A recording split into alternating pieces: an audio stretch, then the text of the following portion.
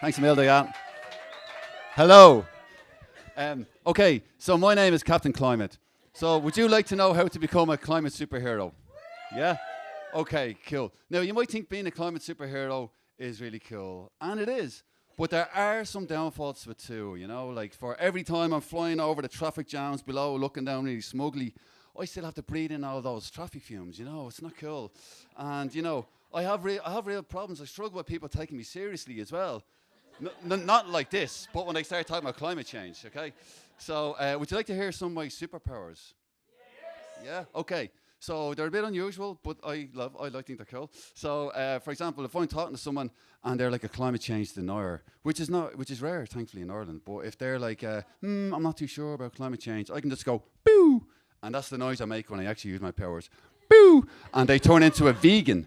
Now, as you know, vegans are superior human beings, right? Vegans are really, really cool, and they're better than the rest of you. They eat all the tasty food. They always look great.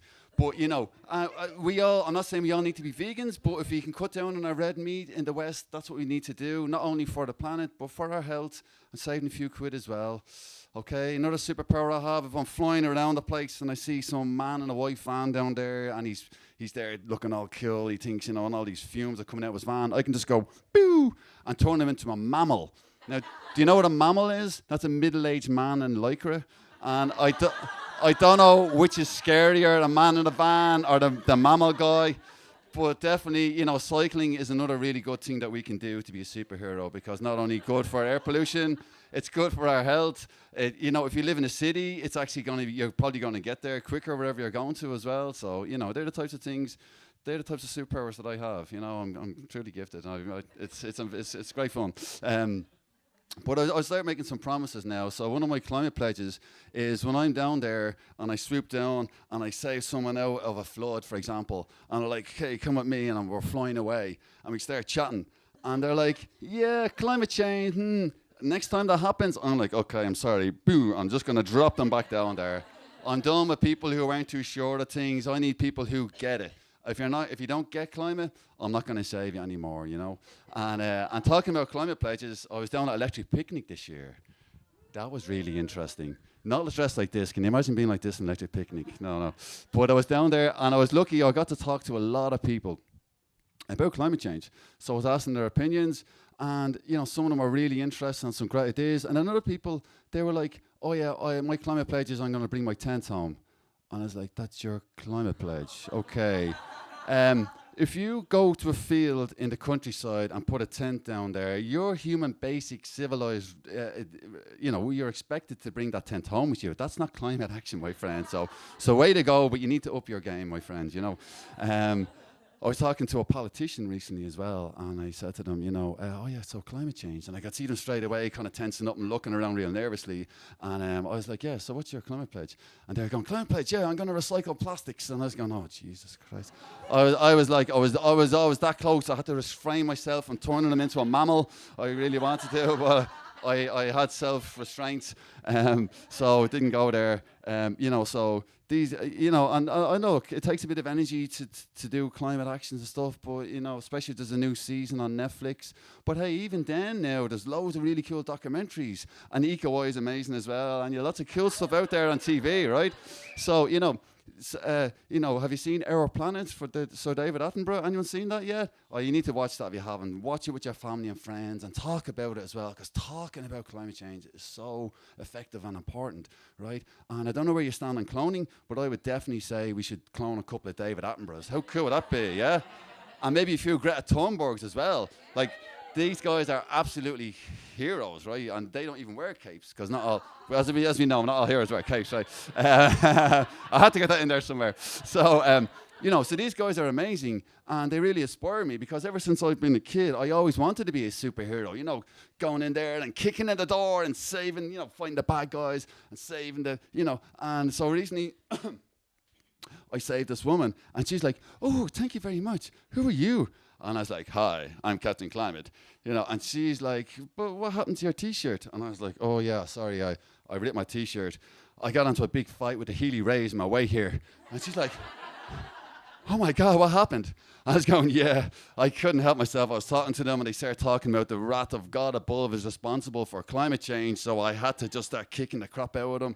And they were still talking and yapping. And you know what I did? I just went, boo, and I turned them into vegans. So now, the news lines tomorrow, you heard it here first. The Healy Rays are now actual vegans. So, yes.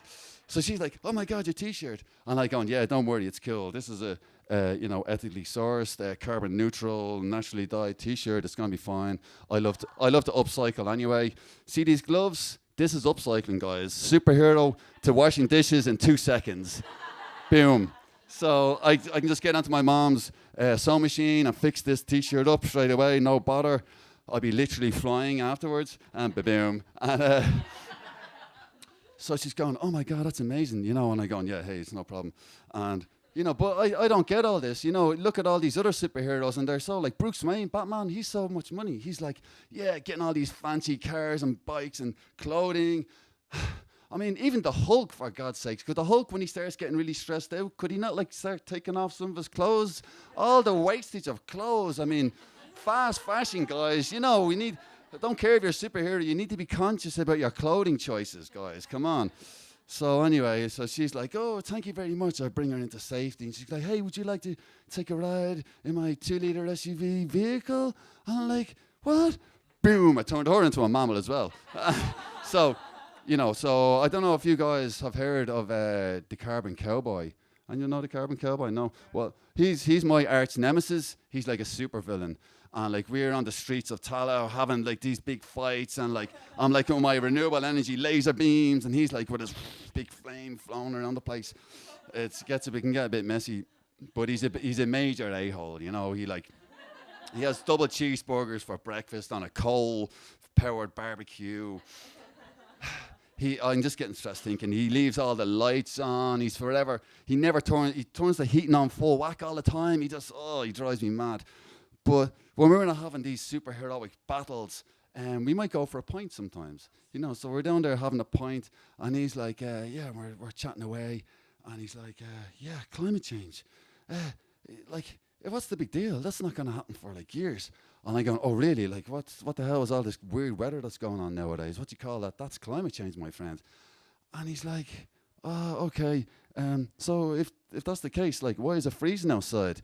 And I'm like going, oh my God, dude. It's cold today because that's the weather. Climate is something that happens over a long time, over 30 years or longer. And he's going, okay, right. And I can see I'm not really getting anywhere. So then he goes, climate change, it's like, it hasn't climate change changed before. I'm like, and yes, I'm getting somewhere. Yes, climate change has happened before. And climate change always happens. There's always been climate change, and there always will. Climate change is something that's always happening, but we're exacerbating it now because of all the fossil fuels are burning, and from all the methane emissions from the cows belching and farting and all of that stuff. And he's going, okay. But I just go zip, and I just freeze his brain because I just can't listen to him anymore.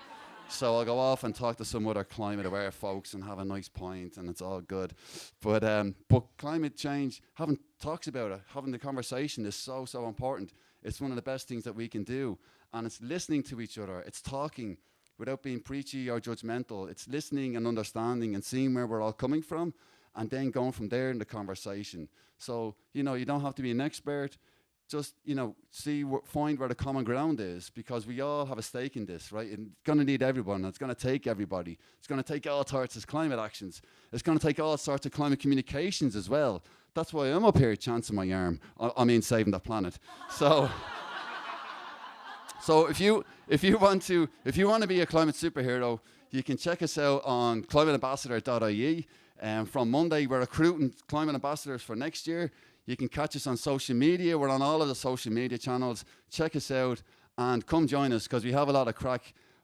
It's a serious subject, so we try and use a bit of humour, but we try and engage people in any way that we can. We even go to electric picnic. So thank you very much, and thanks to Bright Club. Thank you.